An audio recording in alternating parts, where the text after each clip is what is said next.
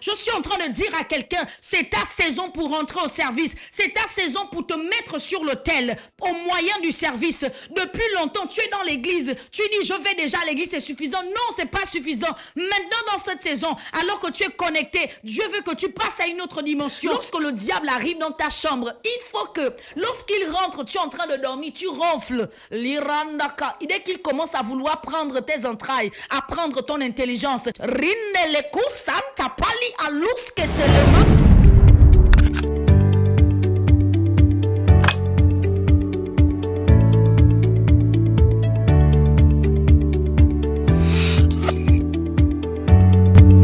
bonjour à tous, bienvenue dans Le Cœur des Jeunes, votre plateforme dédiée à la jeunesse qui a pour but de vous permettre d'avoir les équipements spirituels qui vont vous aider à résister au diable. Aujourd'hui, j'ai le privilège de m'entretenir avec vous sur un thème assez particulier qui a été choisi minutieusement par mon équipe de façon inspirée, le combat spirituel. Comment en sortir vainqueur? Dans mon quotidien, étant pasteur, je rencontre beaucoup de gens, beaucoup de jeunes qui ne comprennent pas une certaine oppression. Comment expliquer que j'ai donné ma vie à Jésus? Mais malgré le fait que j'ai Christ dans ma vie, je continue à être oppressé par des forces invisibles. D'où ce qui m'emmène aujourd'hui à vous parler de ce thème. Le combat spirituel désigne l'ensemble des luttes invisibles que va mener un enfant de Dieu, un fils du royaume, contre les forces du mal. Dans la vie normale, lorsqu'on vous voyez un soldat sur le terrain de bataille, le soldat, il doit se battre. Mais le soldat, pour se battre, il a des équipements qui vont accompagner son combat. Il va avoir une arme, une épée ou bien un casque ou tout ce que vous connaissez. Mais dans le monde informe, dans le monde invisible aussi, lorsque nous sommes emmenés à nous battre, il y a des armes, des outils que nous devons avoir. C'est pourquoi la Bible dit d'ailleurs que nous ne luttons pas contre la chair et le sang, mais contre des esprits, des principautés, des dominations dans les lieux célestes. Donc vous comprenez que si dans le monde des formes pour combattre, il faut avoir des armes, dans le monde spirituel aussi pour combattre, il faut avoir des armes. Voyez-vous, la vie que nous vivons est un champ de bataille, que vous le vouliez ou pas. Tôt ou tard, la vie va vous solliciter et vous allez vous sentir oppressé parce que vous allez rencontrer des difficultés. Ce n'est pas une prophétie, c'est certain. Si vous vivez sur la terre des hommes, sauf si vous êtes le frère de Satan.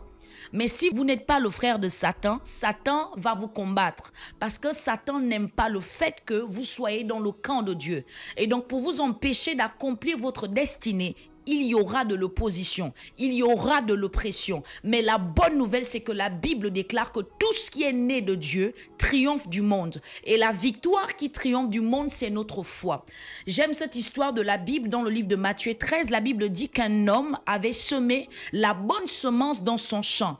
Et pendant qu'il était allé dormir, son ennemi, c'est Jésus qui raconte cette parabole. La Bible dit que son ennemi est allé semer de la mauvaise semence. Ça veut dire que nous, en tant qu'enfants de Dieu, chaque jour, nous travaillons, nous militons à semer de la bonne semence dans notre vie. Tu pries, tu sèmes, tu travailles et tu ne comprends pas qu'au lieu de récolter des résultats positifs, tu récoltes la maladie, tu récoltes le célibat, tu récoltes des choses qui ne correspondent pas à ce que tu as semé. Ça veut dire qu'il y a un ennemi pendant que tu dormais qui est venu semer de la mauvaise semence. C'est pourquoi tu dois te lever en esprit et tu dois prendre autorité. Tu dois combattre. C'est pourquoi ce thème est là, pour permettre à quelqu'un qui était sous l'emprise de Satan, qui était oppressé par des esprits, de se lever dans la prière et de dire stop, enough is enough. La Bible déclare que soumettez-vous à Dieu, résistez au diable et il fuira loin de vous. Mon Dieu, my God, je ne sais pas à qui je parle, mais je suis en train de dire à quelqu'un qui me regarde, peut-être que tu es oppressé, peut-être que tu rencontres de l'opposition, mais la Bible déclare que Dieu a mis en toi la capacité et la puissance qu'il faut pour te permettre de résister à Satan. Lorsque le diable vient en disant tu vas mourir, que cette maladie aura raison de toi, tu te lèves et tu prends l'épée de la parole, my God, l'épée de l'esprit, et tu déclares je ne mourrai pas, je vivrai, je raconterai les œuvres de l'Éternel. Alors, les enjeux du combat spirituel sont nombreux parce que voyez-vous, lorsque le diable vous attaque, il a un but, vous détruire, vous égorger et vous nuire. Vous savez, le diable ne va pas venir dans votre vie pour vous faire des bisous, pour faire des câlins.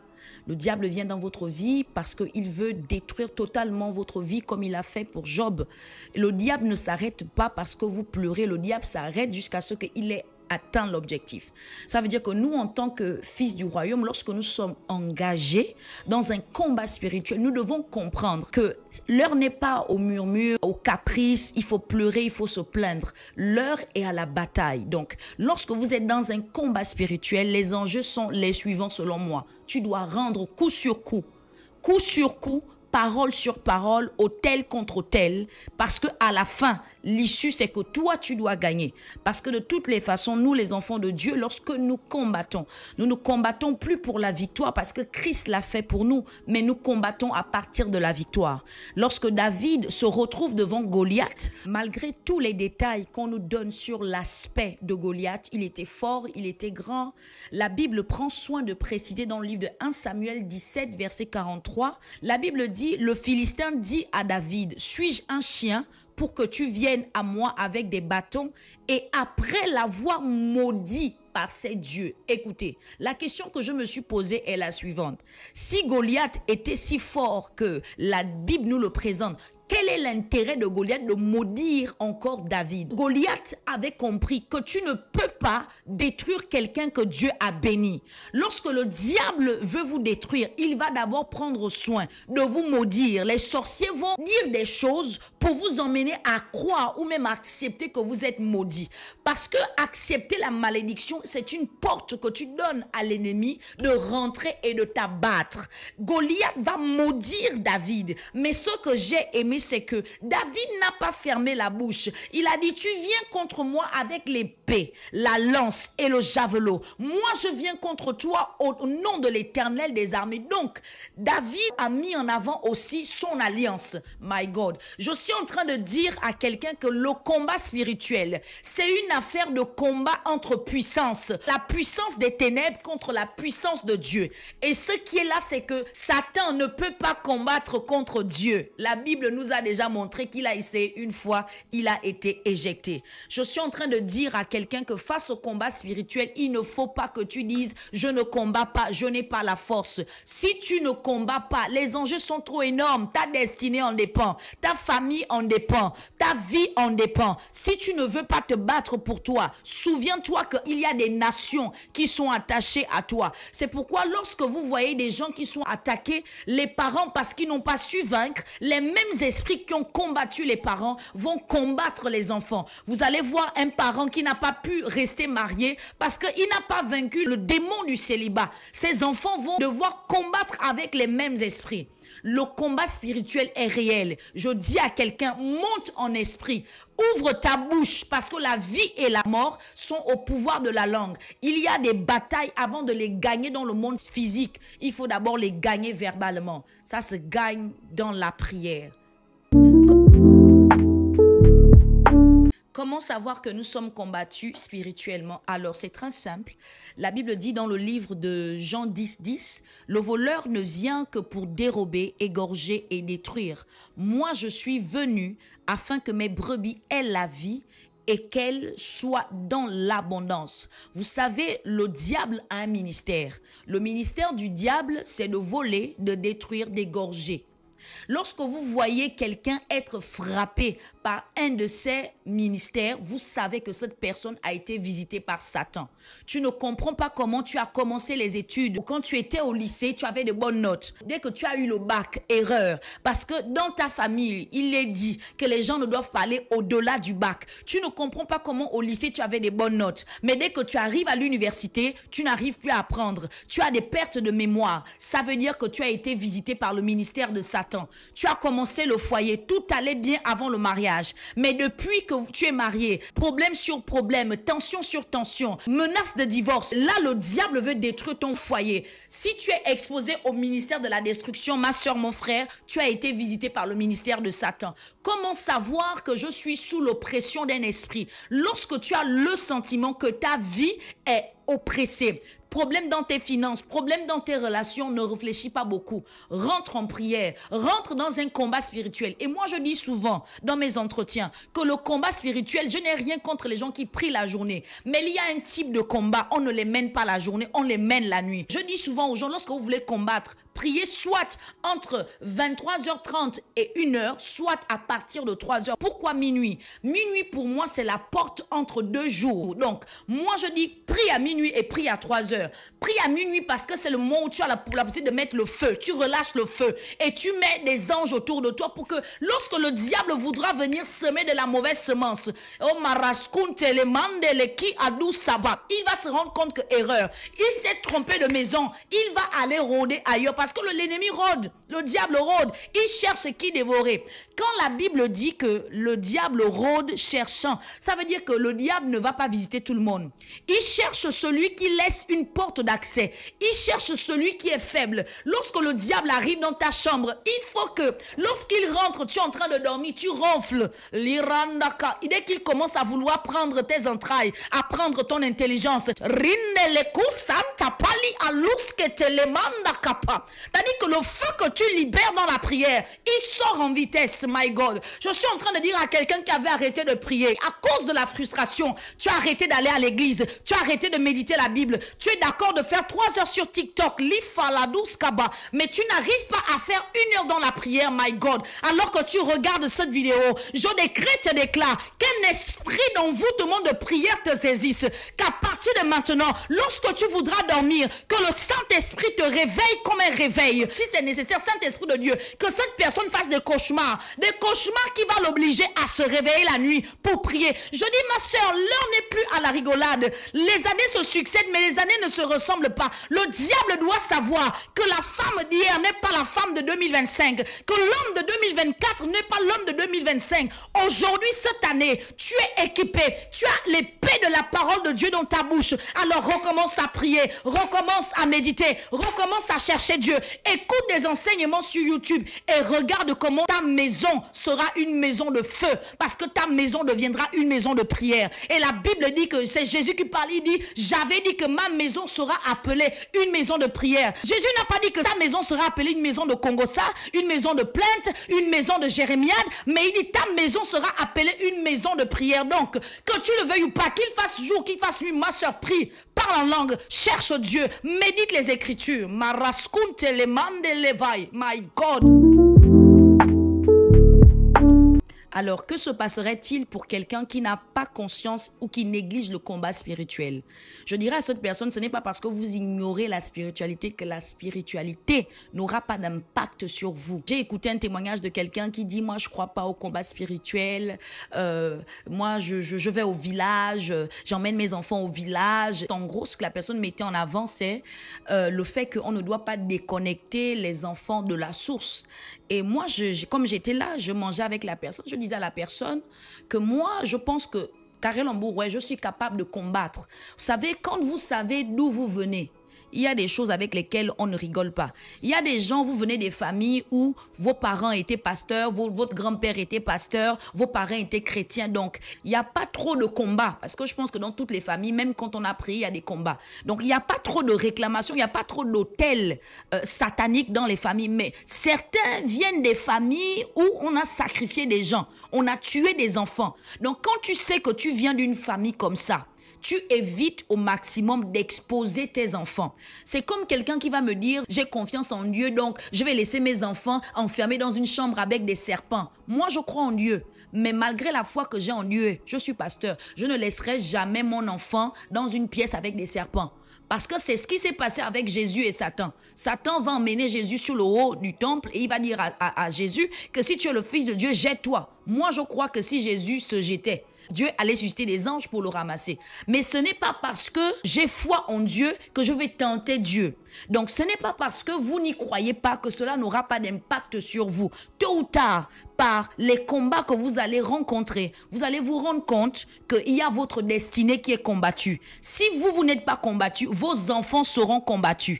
Quand le diable ne sait pas comment vous atteindre, il va s'attaquer à quelque chose que vous aimez. Et dans la plupart des cas, ce sont nos enfants, ce sont nos proches. Donc, je dirais à cette personne, ne rigole pas avec ta vie, parce que le diable n'est pas l'ami de quelqu'un. Si tu sais que tu n'es pas l'ami de Satan, crois-moi, tôt ou tard, le diable va t'oppresser. Le diable voudra te détruire. Il voudra détruire ta santé, détruire tes finances, détruire tes affaires. C'est pourquoi, que tu le veuilles ou pas, tu dois t'attacher à Dieu. Est-ce que le combat spirituel peut se mener seul ou il faut absolument être accompagné? Je dis ça dépend. Ça dépend de votre niveau de spiritualité, mais aussi ça dépend de la taille du combat. Parce que voyez-vous, il y a un type de combat, même dans la vie de tous les jours, hein, il y a un ennemi qu'on peut vaincre. Vous êtes dans votre maison, vous avez fait du karaté, ceinture noire. Si un petit voleur rentre dans votre maison avec un couteau, bah, si vous avez ceinture noire, vous pouvez maîtriser le voleur. Parce qu'il est seul. Mais supposons que vous êtes cambriolé et qu'il y a 20 personnes qui rentrent dans votre maison. À ce moment, même si vous avez une certaine performance dans le combat, vous allez devoir crier à l'aide. Parce que se battre contre une personne, ce n'est pas la même chose que se battre comme 20 personnes. Donc, exactement, dans le combat spirituel, c'est la même chose. Il y a des combats, je pense, qu'on peut mener seul. Tu fais face à un démon de pression, tu fais face à un démon de solitude, tu peux prier, tu rentres en jeûne. Mais il y a un niveau de combat où il faut appeler à l'aide. J'ai à l'esprit l'histoire de cet homme-là qui avait un enfant épileptique. Dans le livre de Matthieu 17, la Bible dit que son fils tombait, autant pour moi, tantôt dans le feu, tantôt dans de l'eau. Et la Bible dit que cet homme a emmené son fils vers les disciples. Jésus n'était pas là. Jésus était d'abord sur la montagne avec Pierre, Jacques et Jean. Mais je suis quand même assez étonnée parce que les disciples, ils étaient quand même 9 au bas de la montagne. Ça veut dire que à 9, ils auraient pu régler le problème de l'enfant de cet homme. Mais la Bible dit qu'ils se sont heurtés, ils n'ont pas pu aider cet homme à délivrer son enfant. Mais la Bible dit que face à ce combat qui les dépassait, ils ont dû attendre que Jésus arrive. Donc, quand Jésus arrive, Jésus règle en une fraction de seconde ce que 9 personnes n'ont pas pu régler. Donc, il y a un type de combat que nous pouvons mener seuls et il y a un autre type de combat, il te faut un renfort. Et alors que tu es en train de me regarder, parfois le renfort peut être des frères que Dieu va te donner en Christ qui vont te soutenir dans la prière, qui vont faire une intercession pour toi. Parfois le renfort, ça peut être ton responsable ou ça peut être ton pasteur si tu pries dans une église ou simplement alors que tu regardes cette vidéo, moi je prie que Dieu envoie un renfort angélique. La Bible déclare que alors que Daniel avait fait 21 jours de jeûne et de prière, Dieu a envoyé une réponse à sa prière.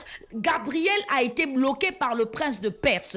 La Bible dit que Gabriel a dû attendre que Michael arrive pour le libérer de l'oppression du prince de Perse. My God, je ne sais pas qui a bloqué ta bénédiction. Je ne sais pas qui bloque ton exaucement dans cette saison. Mais je lève ma main droite et je décrète et déclare qu'il y ait un renfort angélique, que Dieu envoie un renfort angélique, que toute oppression du diable lâche prise. Alors que tu es sous le son de ma voix, je décrète et déclare que cette maladie n'aura pas raison de toi, que cette oppression n'aura pas raison de toi. La Bible déclare que l'ange de l'Éternel campe autour de ceux qui le craignent et les arrache de tout danger. Je prie qu'en cette saison, que Dieu relâche un renfort angélique, que tu sois secouru. Mais je ne sais pas, peut-être que tu étais tombé, peut-être que tu avais déjà abandonné, peut-être que tu avais pris la résolution de partir de l'église. Je dis, tu n'abandonneras pas, tu ne perdras pas ce combat. Je dis que Dieu envoie les renforts. Les renforts sont en route, my God.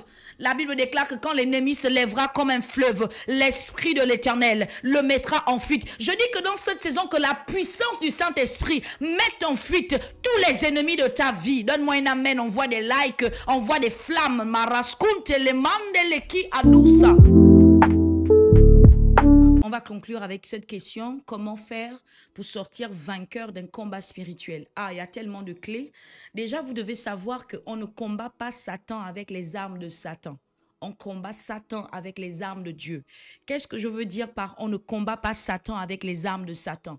L'erreur que beaucoup nous faisons lorsque nous voulons combattre le diable, nous voulons laisser rentrer des stratégies en réalité qui ne viennent pas de Dieu. Je me rappelle quand j'étais au lycée, j'avais des difficultés parce que j'avais un cycle menstruel très irrégulier. Je pouvais faire 4 mois sans voir mes règles. Et je me rappelle que le délai le plus long que j'avais fait 8 mois sans voir mes règles.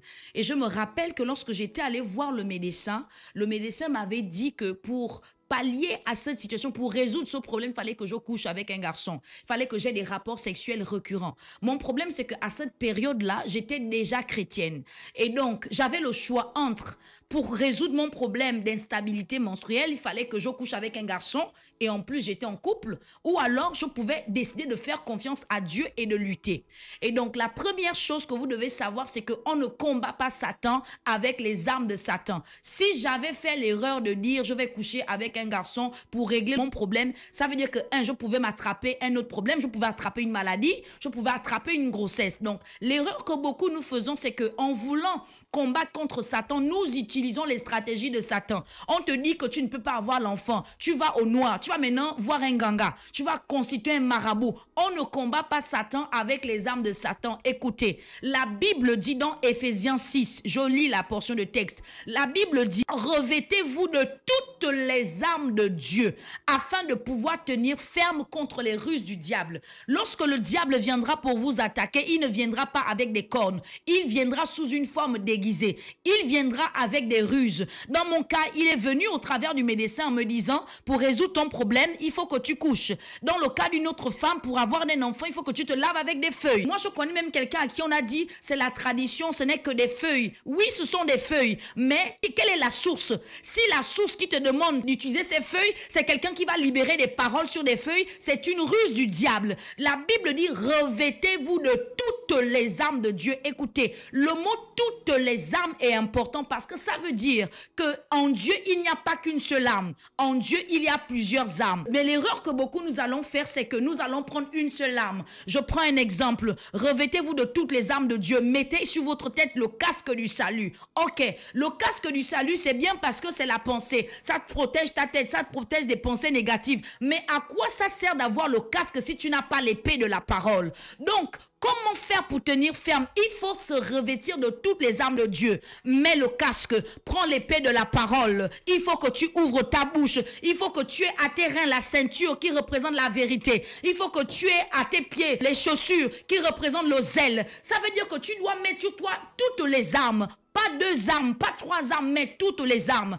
Et c'est seulement comme ça que tu pourras résister, faire face aux ruses du diable. Ensuite, parfois, parce qu'on n'est pas aiguisé spirituellement, parce qu'on est nouvellement converti, on ne sait pas comment lutter. C'est pourquoi c'est important, comme arme, d'être bien entouré, d'avoir une communauté. Si tu n'es pas capable de lutter seul, sois dans une église où on prie. Moi, je t'invite à l'église. Va à la réunion des jeunes. Chez nous, nous avons une réunion de jeunesse les samedis de 14h à 17h. Où on se retrouve au niveau de Force One, mais aussi au niveau de Conscience chrétienne, autour des temps de prière, mais aussi on partage la parole. Parce que ce qui va aussi emmener le diable à te détruire, c'est l'ignorance. Là où tu ignores, mon frère, le diable va dominer. Si tu n'as pas la connaissance, le diable va te dominer parce qu'il est le père du mensonge. Et on ne combat pas un mensonge avec le mensonge, on combat un mensonge avec la vérité. C'est pourquoi tu dois avoir à tes reins la vérité de la parole de Dieu. Mais aussi au-delà d'appartenir à une communauté, il faut que tu sois au service. Mon ami, il y a des moments où tu n'as pas envie d'aller à l'église. Ce qui va t'obliger à aller à l'église, c'est la conscience que tu es dans un département, que tu dois servir. Donc le fait de servir Dieu, il y a des promesses. La Bible déclare que toute arme forgée contre vous sera nulle et sans effet. Tel est l'héritage des serviteurs de l'Éternel. Ceux qui servent Dieu ont un héritage. Les armes que l'ennemi va lancer contre toi seront nulles et sans effet. My God, je ne sais pas à qui je parle. Je suis en train de dire à quelqu'un, c'est ta saison pour rentrer au service. C'est ta saison pour te mettre sur l'autel au moyen du service.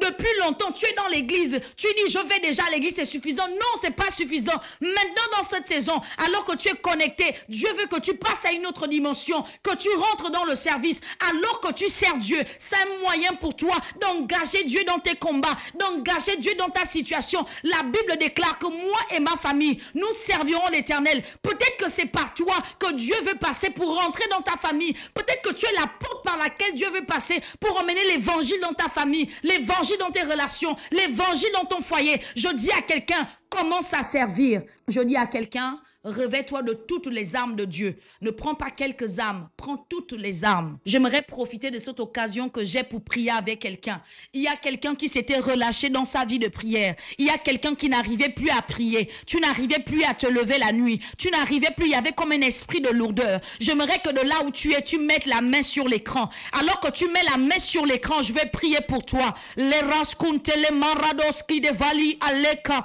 les daba adoski de val alian de Éternel mon Dieu, je te recommande cet homme et cette femme. Alors il pose un acte de foi en mettant le doigt sur l'écran. Éternel mon Dieu, je prie dans le nom de Jésus que tu réactives sa vie de prière, que tu réactives sa vie d'intimité. J'entends l'apôtre Paul qui parle et qui dit à Timothée, ranime le don de l'esprit que tu as reçu de moi par imposition de main. Ça veut dire qu'il y a un don qui peut être ranimé par la prière. My God, je ne sais pas quel est le don que tu avais. Est-ce que c'est le don de prophétie? Est-ce que c'est le don d'interpréter des langues? Est-ce que c'est le don pour prier pour les malades? Je dis peut-être qu'à cause de la frustration, ce don s'était éteint. Je prie dans le nom de Jésus que ce don revienne à la vie, que ce don soit ranimé.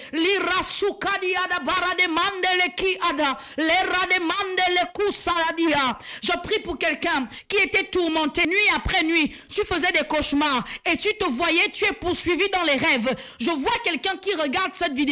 Tu es poursuivi dans les rêves. Je lève ma main droite. Je prie dans le nom de Jésus. Quelle que soit la forme que prenait le diable pour t'oppresser, je prie dans le nom de Jésus que le feu dévorant du Saint-Esprit consume tes ennemis. Que tout lien qui te retenait captif dans le camp de l'ennemi, que ces liens soient brisés. Alors que tu es sous le son de ma voix, je décrète et déclare que tu es libre. La Bible déclare que ceux à qui vous pardonnerez leurs péchés, ils en seront pardonnés. En tant que pasteur, en tant que sacrificateur, je décrète et déclare s'il y avait un péché dont tu t'étais rendu coupable, qui faisait en sorte que le diable se sentait légal dans le fait de venir te presser. Alors que tu es sous le son de ma voix, je décrète et déclare que tu es libre, tu es pardonné. Comme ce paralytique, les amis avaient emmené vers Jésus. Il était paralysé depuis des années. Jésus lui a dit, tes péchés te sont pardonnés. Lève-toi, prends ton lit et marche, my God. Je ne sais pas quel est le lit qui te portait, quelle est la chose sur laquelle tu étais couché. Est-ce que c'est une maladie? C'est un regret? Est-ce que c'est de la culpabilité? Est-ce que c'est un sentiment de rejet? Je dis, tu es libre, tu es pardonné. Lève-toi, prends ton lit et marche. Éternellement Dieu, je prie dans le nom de Jésus que cette personne soit restaurée maintenant. Alors qu'elle est sous le son de ma voix, qu'il y ait un shift spirituel. Que cette personne passe de l'étape de coucher à l'étape de debout. Lève-toi, sois éclairé. Parce que ta lumière est là. Que Dieu vous bénisse. Au revoir.